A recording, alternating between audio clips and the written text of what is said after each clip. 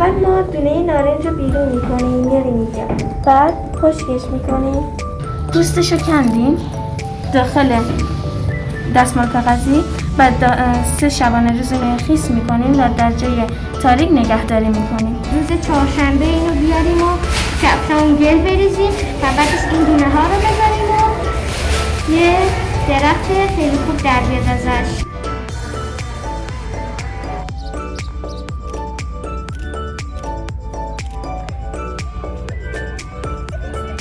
بیاین بچه از اینجا خودتون کفشاتون پاک بریزید، از اینا پر کنید.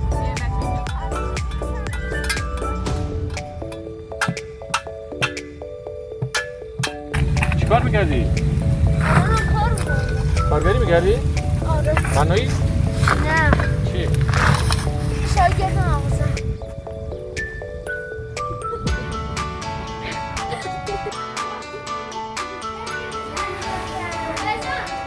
بچه این پشیمنه اول یکم پاک میکنم روش، بعد اون کاسه هستش بریم کاسه رو با 2 انگشتم بچه، با 2 انگشت، همین 2 تا انگشت دونه برمیداریم، بعد همینجور میپاشم قشنگ، بعد راحت کوچولو میکنید اینو میدازید روش، یکم فشار بدید بره زیر خاک، برین خاک، برین خاک، برین خاک، برین خاک.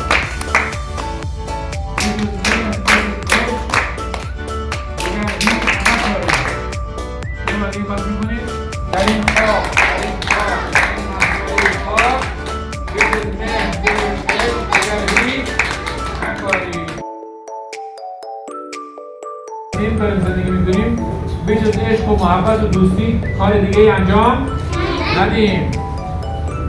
اگر این کار انجام بدیم جنگی نخواهد شد، آوارگی پیش نخواهد آمد، دعوا نخواهد شد، آدم ها کشته نخواهند شد. همون گیاهان رو دوست داشته باش، همون جانوران رو، همون کرم خاکی رو، همون پروانه رو، همون گربه‌ای که با مهربانی میاد خودش رو به تو میماره میگه سلام راهی میاو، اونم دوست داشته باش دیگه، اینجوری نکن.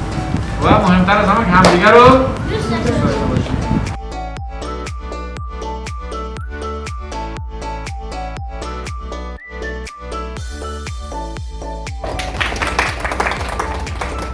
امیدوارم که سبزات در بیاد، چمنات هم در بیاد، درخت بشه.